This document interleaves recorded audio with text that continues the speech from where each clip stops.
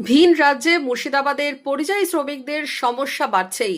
সমস্যা সমাধানে এবার স্পেশাল টাস্ক ফোর্স গঠন করল পুলিশ।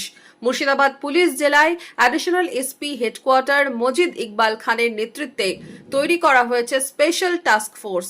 টাস্ক ফোর্সে রয়েছেন ভরতপুরের এসডিপিও বরুণ বৈদ্য, রয়েছেন আরও দুই পুলিশ আধিকারিক গৌতম তালুকদার ও সোমা বল।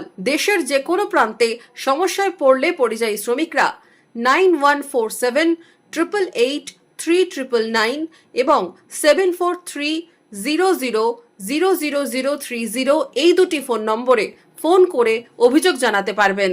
আগেই migrant workers assistance police control রুমের ঘোষণা করেছিল জেলা প্রশাসন।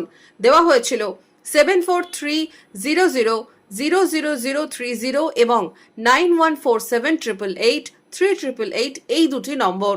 খোলা হয়েছে migrant workers assistant civil control room.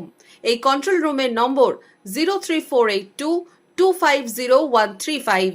আগেই লিগ্যাল টাস্ক ফোর্স কমিটির ঘোষণা করেছিল জেলা প্রশাসন। সেই কমিটিতে রয়েছেন 3 সরকারি আধিকারিক। এবার control room special task force গঠন করল police. Bureau report, emergent community media.